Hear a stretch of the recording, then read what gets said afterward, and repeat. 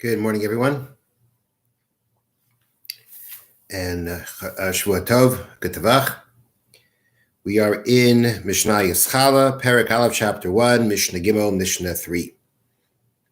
Elu Chayavin B'chala, U'B'Timina Maisris. These are things that are obligated in Chala. Chala is separated from them when a dough is made from them. But they are exempt from taking Maisris. Now, Maisris, the word Maisris means tenths, tithes. But in this context, and in many contexts, the word Maisris is a general word for Truma and Meiser. Now, the previous Mishnah, the last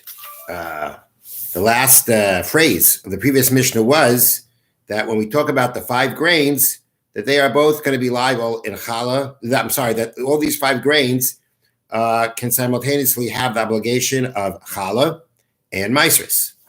So now our Mishnah talks about exceptions to that rule, that there will be times that even something made from the 5 grains could be obligated in separating Chala from it, but not Maisris, not Trumas and Maisris. So the first examples, listen to the Mishnah the following. Haleket. Leket is that when you are gathering your grain, you're harvesting your grain, and 2 stalks fall to the ground, those stalks have to be left to the poor. Shikha means that the sheaves that you gather the harvested grain into in the field, and you go back to pick them up, and you forget one, you pass it on, you forget it, you pass it, and you forgot to take it, you leave it for the poor. Peah literally means the edge, means a certain part of the field you have to leave unharvested for the poor. So these 3, what we call matnas aniyim, gifts to the poor, they are exempt from Meiser, but they are obligated in Chala. Now, what that means is that these grains, these are grains that are exempt from Maisris because a Levi who is poor has access to them. He can take them like anybody else. And being that, and when that is so, we have a verse in the Torah that we derive that the obligation of Trumas and Maisris only applies to something that typically the Levi doesn't have access to because it's somebody else's grain. But when it's a type of a grain, a type of a thing that he has access to, then there is no Maisris from that. And Truma, and the same thing goes for Truma. So therefore, being that the Levi himself has the right, if he's poor, to collect leket chicken peah, so then this leket chicken peah that the Levi collects, there is no obligation, or any poor man collects, rather, when any poor man collects, there's no obligation to separate Trumas and Maisris from it. However, if they go ahead and they take those grains and they turn into a dough, then they're going to have to separate Chala from it because there's no exemption of Chala from leket chicken peah. The next case is Vaha Hefker. Hefker means somebody declared the grain ownerless. Now, if grain was declared ownerless before it became obligated in Trumas and Maisris, which we've been discussing very often, that grain becomes obligated to separate Trumas and Maisris from it when it's completely processed, which in the case of grain it was put into a pile and smoothed over. That is the completion of its processing, and that is when the obligation of Trumas and Maisris takes place. If somebody declares their grain hefker before that processing is done, and now somebody else comes and lays claim to that grain, even though he's going to complete the processing, he is not obligated to separate Trumas and Maisris from it. That's again derived from a verse, similar to what we just said before. The state of Hefker is a state that says that at that point the Levi has access to it like anybody else. So if the Levi therefore at that point, if anybody acquires it at that point, Allah is going to be that even if you process it afterwards, the obligation of Trumas and Maisris will not take effect. Were you to, let's say the person, the owner of the field had processed his grain, the obligation of Trumas and Maisris already took hold, and then he was to render it ownerless, then he was to declare it hefker, then the obligation of Trumas and Maisris wouldn't go off. Once the obligation of Trumas and Maisris takes effect in grain, the fact that you're going to make it hefker afterwards isn't going to exempt it. It's only when it became hefker before the processing was done, before the obligation of Trumas and Maisris took hold of this grain, that is when it became hefker, ownerless, and that's when you acquired it, and that's when you acquired it from hefker. that is when we say that Hefker has no obligation of Trumas and Maisis from it. But that same grain that doesn't have an obligation of Trumas and Maisis from it, when you turn it into a dough, excuse me, you will have an obligation to separate challah. The obligation of challah takes place when you make it into a dough. That is when it takes effect on the dough. Well, when you made the dough, it belonged to you, and therefore the halach is going to be that that there's an obligation of separating challah from it. But if, let's say, for instance, let's make sure I get this right.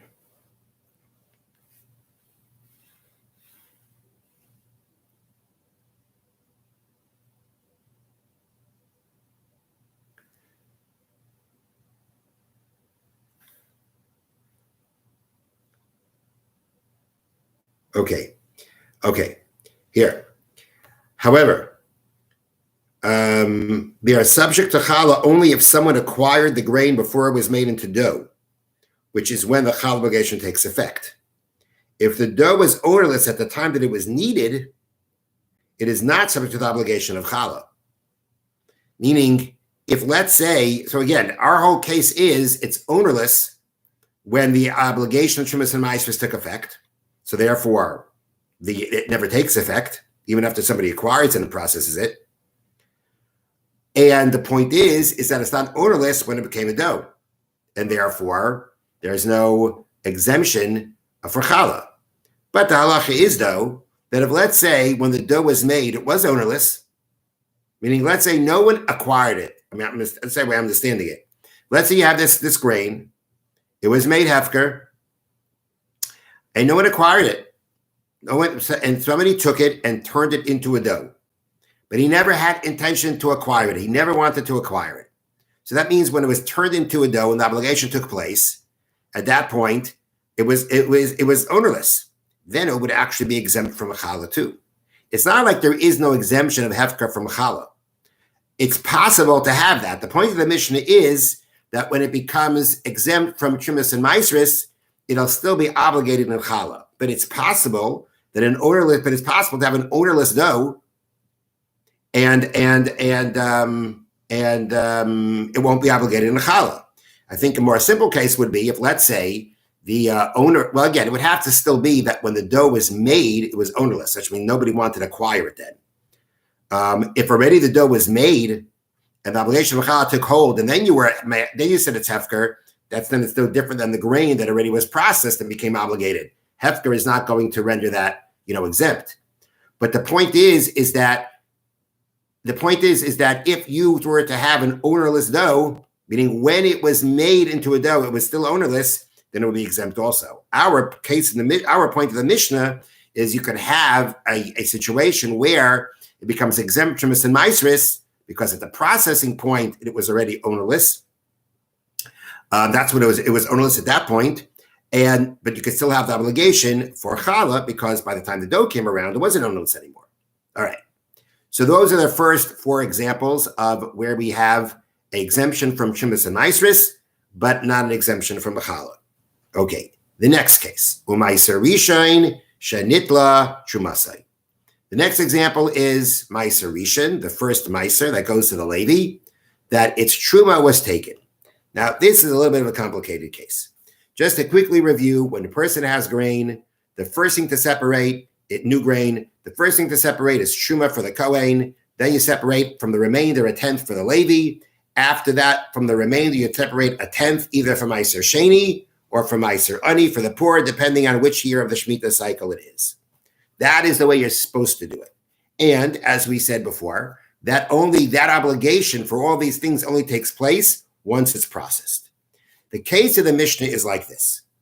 The Yisrael, meaning the person who owned his grain, before the processing took place, he decided for some reason that he's separating Maiser Rishon before he separates the Truma. That's what he's doing. He's separating the Maiser Rishon for the Levi before he separates the Truma. Now, what that means is that, in theory, there is some Truma in this Maiser Rishon. Because the first thing separated, the 1/50th, which is the typical amount that you give for Truma, the 1/50th of the original pile, some of it lands up in the 1/10 that you took for the Levi before you took the Truma. So theoretically, there is some Truma that's mixed in with this Levi's Trut Meiser. So one might have thought that when the Levi now takes his Truma, his Meiser, so we know that every Levi has to separate a tenth from his tenth to give to the Kohen. That's standard. But one might have thought that in this case, you also may have to take off, you'd have to figure out the ratio of how much of the original Truma that should have gone to the Kohen is mixed in here and separate that too. And we have a source from the Torah that teaches us that if the Yisrael separates the Meiser Rishon before things were processed, before the obligation took hold, before the obligation took effect, you separated the Meiser Rishon for the Levi before separating Truma for the Kohen. That Meiser that the Levi receives, he of course has to separate his Trumas Meiser, the standard tenth of it, from his tenth for the Kohen. But the original Truma Gedola, that some of it is mixed into his Meiser, he's exempt from it, doesn't have to deal with it. He's exempt. He's exempt. If this all would have happened after the processing is done, it wouldn't help you. Because once the Truma, the Meisers, all the obligations take effect, there's no exemption. But here we're talking about you did it before it took effect. And in that case, the Levi will be exempt from the Truma Gedola, the original, the first Truma that would be mixed in here. Of course, he has to separate, as we said, his tenth from his tenth for the Kohen, which is standard what every Levi has to do. But more than that, he doesn't have to do. So here's another example of where you have this grain that is exempt from Truma. In this case, it's Truma because it already was made into Meiser. Nonetheless, although the Truma, right, the Truma from the grain there's an exemption of that from this grain that the Levi has. But if this Levi takes the grain and turns it into a dough, he still has an obligation of Chal. That's what the Mishnah here means. Next case. Meiser Sheni v'hektish sheniftu. Meiser Sheni and hektish that were redeemed. The Meiser Sheni, as we not long ago were learning, is the tenth that you take from the grain, which you're supposed to take after the Truma and after the Meiser Rishon for the Levi. You have the second Meiser that you separate. It's sanctified to the point now to eat outside of Yerushalayim. Got to eat in Yerushalayim or redeem it and take the money to Yerushalayim. Okay. Now, and the same thing when we talk to Hekdesh. If you take an item and you consecrate it, you dedicate it to the Beis HaMikdash, it becomes sanctified. But items don't get put on the altar, on the Mizbeach. So you redeem it. And when you redeem it, because the money is sanctified, it goes to the Beis HaMikdash, and the article is regular. Okay, and the Meiser Sheni after it's redeemed is also regular. So let's go through each case. Here we have a case of the Meiser Sheni that was redeemed. And because it's redeemed, it's usable as is wherever you are. But the case here of Meiser Sheni is just like the case from before. Not only before it was processed, didn't you take the Truma, you didn't take the Meiser Rishon either. You went straight to Meiser Sheni, which means, again, within this Meiser Sheni, theoretically, there is Meiser Rishon, there is Truma for the Kohen. Some of it should be Truma for the Kohen. Some of it should be Meiser Rishon for the Levi. But since you separated the Meiser Sheni before the processing, before all obligations took effect, so now again, this grain becomes exempted from having to separate Truma and Meiser Rishon. Again, only because it was done before the processing was completed and all the obligations took effect. When you do that before the processing, before the obligations take effect, the Meiser Sheni is Meiser Sheni, and there's no obligation of separating Truma or Meiser Rishon from it. And nonetheless, even though, again, the Truma and Meiser Rishon are exempt from this Meiser Sheni, if you take this Meiser Sheni grain, of course, when it was redeemed, because when it's not redeemed, you can't turn it into a dough. But when you went ahead and you redeemed it before it became a dough, so although it is exempted from Truma and Meiser Rishon, Challah, it's not going to be exempted from. Now, if you turn this Meiser Sheni into a dough already, and then you redeemed it, which you theoretically can do. Maybe you shouldn't do it that way, but if you did it, you would redeem it because it's sanctified, Ma'aser Sheni. You can't just leave it as it is. If you were to go ahead and redeem it after it became a dough, you actually would be exempt from challah, because Ma'aser Sheni, we say, belongs, it's sanctified. It belongs to heaven. It doesn't belong to you. And therefore, if it doesn't belong to you, there's no obligation of challah. It shouldn't belong to you. It belongs to hektish, belongs to heaven, belongs to, the same, it's in the same domain as things that belong to the Beis HaMikdash. There's no obligation of challah from that. So therefore, if at the end, if it comes out that you actually redeemed this grain, I'll read it to you from here. This is true only if it was redeemed before it was made into a dough. However, if it was redeemed afterward, it is exempt from challah because Ma'aser Sheni is considered divine property. That's the way of saying it, divine property. And because of that, it's going to be exempt from challah. Again, our case is that you didn't redeem it after it was a dough. You redeemed it. Again, you redeemed it. When you redeemed it before it was a dough, it was already exempted from the Ma'aser Rishon and the Truma because the Ma'aser Sheni was separated before the processing was completed. So even after the processing is completed, there's no more obligation. There's no obligation of Trumas and Ma'aseris. At that point, right, if you redeem it and then make it into a dough, it'll have an obligation of challah, even though Trumas and Ma'aseris is exempt from. Okay, now we have the case of hektish. Now, the case of hektish is that we're talking about that, I'm going to read it to you from here. The case of hektish is also where the grain was designated as hektish before it was processed and was then redeemed. We learned from a verse that only privately owned produce is subject to Trumas and Ma'aseris. Produce of hektish is not subject to Trumas and Ma'aseris. Okay. Although the hektish was later redeemed, it remains exempt. This is because it was owned by hektish at the time when the tithing obligation takes effect, which is when the processing of the grain was complete. Okay. Here's the point. Hektish will be a little bit different than what we said in the examples we gave before. In order for hektish to exempt something from Trumas and Ma'aseris, it has to be hektish when the obligation takes place. Okay? If there was, meaning, if the hektish, wait a minute.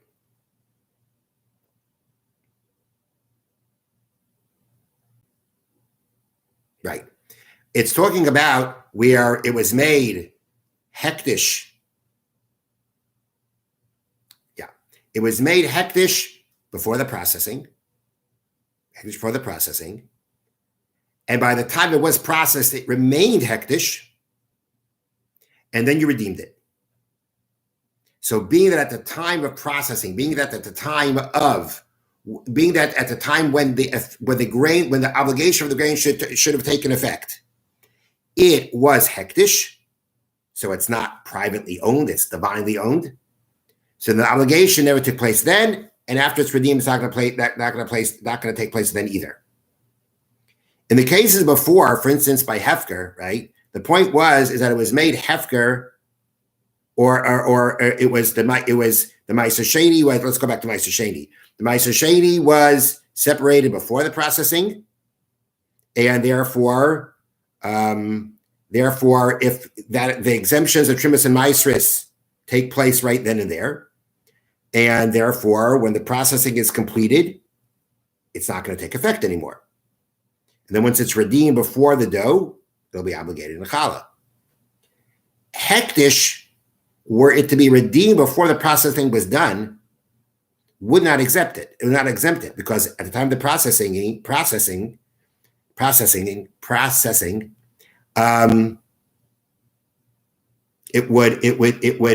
sorry again. If at the point of when it becomes completely processed, it wouldn't be hektish. You had redeemed it before, there will be no exemption. The exemption for hektish to exempt something from Trumas and Ma'aseris is only when it belongs to hektish, it's divine property, when the obligation takes effect.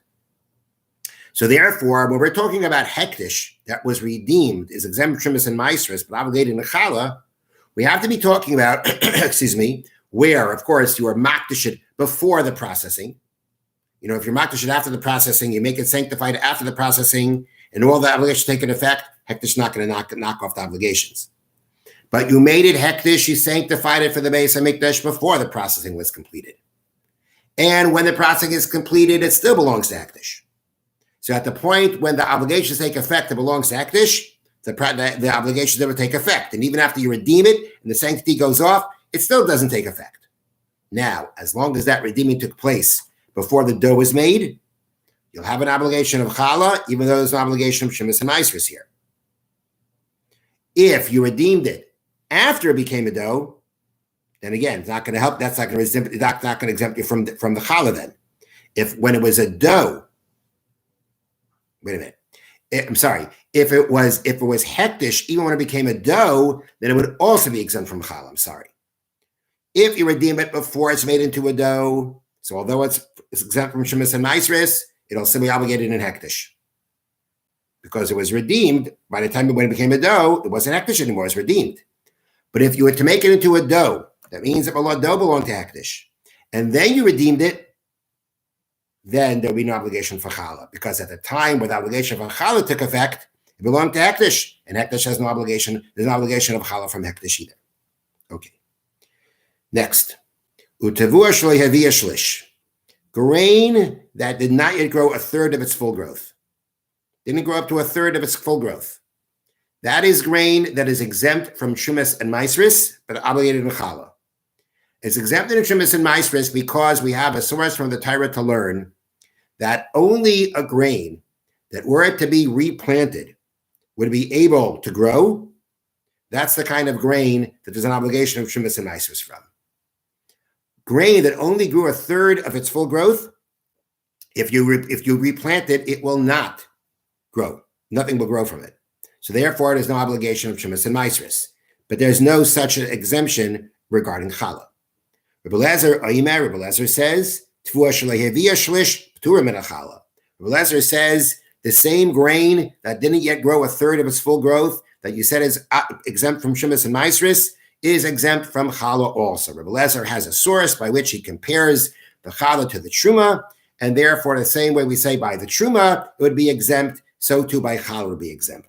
But the halacha does not follow the opinion of Rebbe Eliezer, and therefore, if it didn't grow a third yet, it's exempt from shemis and maasros, but not from challah.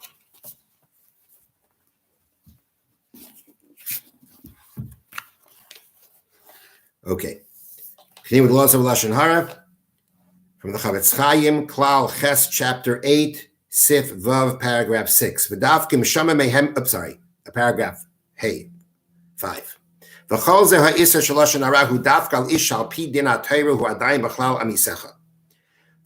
prohibition of Lashon Harah on another Jew is talking about where he is still included in what we say in what's called amisecha.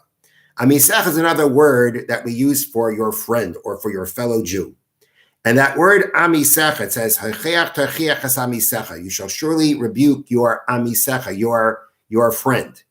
But what's interesting is that in the word amisecha, we have the word am, nation, or, right? So the hainu, the word amisecha implies am she'itcha b'Torah v'mitzvahs, someone who is still with you in regard to Torah and mitzvahs. But if there's a person that you know who is an apikaris, an apikaris will be defined soon. What makes a person an apikaris? But apikaris, we translate as a heretic. If a person has fallen into a state or a status of being a heretic, then he's not called amisecha. He's not called the person with you in Torah mitzvahs because he's rejected it. And once he's rejected it, he is out of the fold. Doesn't mean he's not a Jew anymore, but he's out of the fold. The obligations, such as not speaking Lashon Harah against your fellow Jew, does not apply to that person. At